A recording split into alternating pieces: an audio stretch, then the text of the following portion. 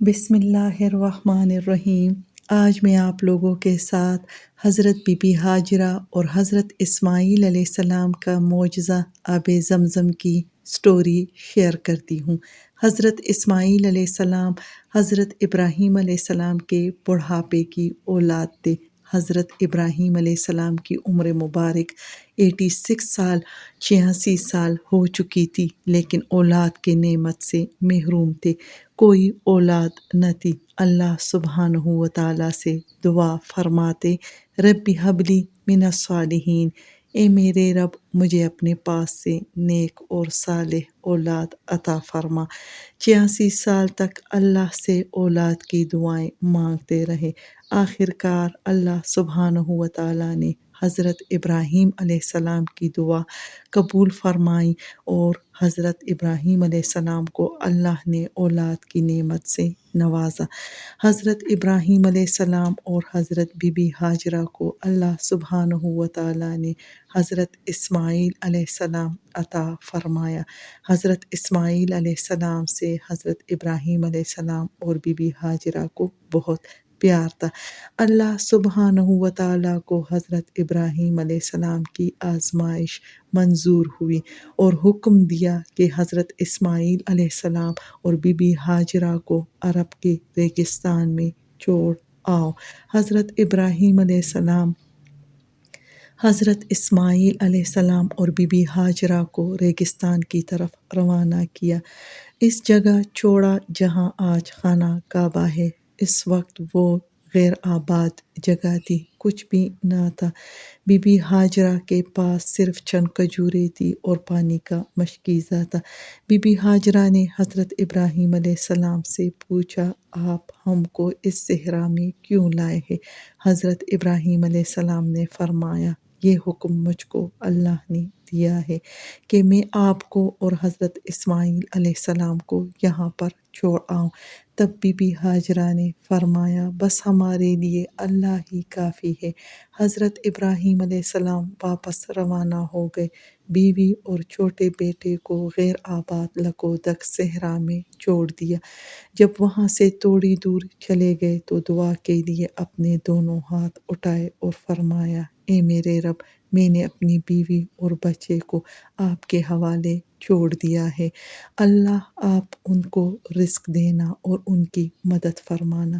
یہ دعا مانگ کر حضرت ابراہیم علیہ السلام وہاں سے چلے گئے۔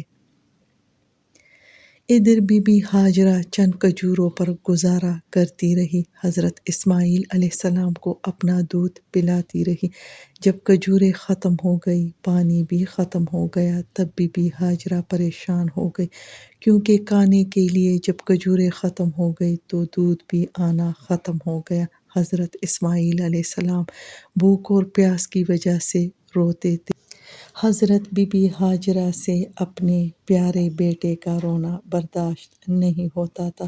حضرت بی بی ہاجرہ پانی اور خوراک کی تلاش میں نکل پڑی۔ حضرت بی بی ہاجرہ صفا پہاڑی پر چڑھی کہ شاید وہاں پر پانی مل جائے یا کوئی اللہ کا بندہ ہو تاکہ وہ اس کی مدد کر سکے، مگر کچھ نہ ملا۔ پھر واپس وادی آ گئی اور دوسری پہاڑی مروہ پر چڑھی کہ کہیں پانی مل جائے یا کوئی بندہ مل جائے جو میری مدد کر سکے۔ بی بی ہاجرہ چکر لگاتی رہی، حضرت اسماعیل علیہ السلام روتے دھوتے رہے۔ حضرت بی بی ہاجرہ کی یہ کیفیت اللہ سبحانہ و تعالیٰ کو اس قدر پسند آئی کہ قیامت تک اللہ نے اس کو حج کا رکن قرار دے دیا۔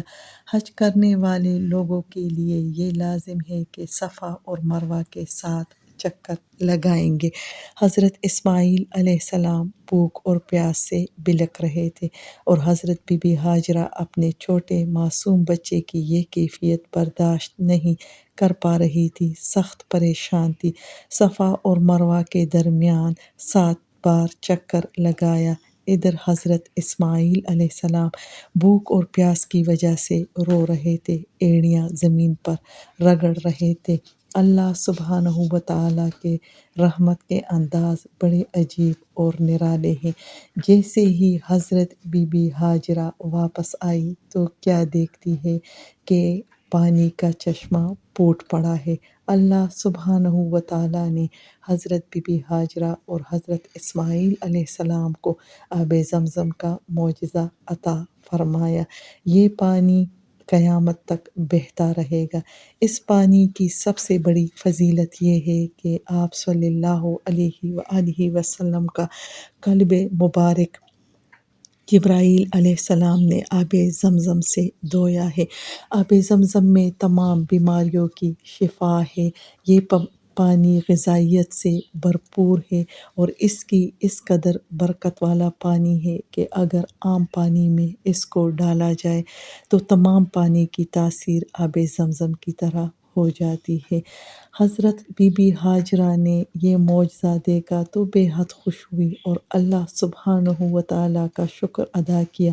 حضرت بی بی ہاجرہ نے حضرت اسماعیل علیہ السلام کو پانی پلایا اور خود بھی پانی پیا۔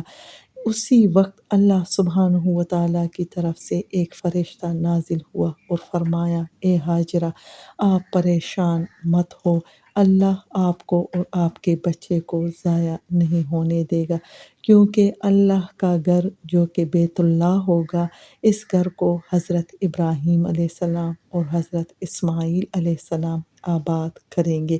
اس کے بعد ایک قافلہ وہاں سے گزرا، وہ لوگ پانی کے لیے رک گئے۔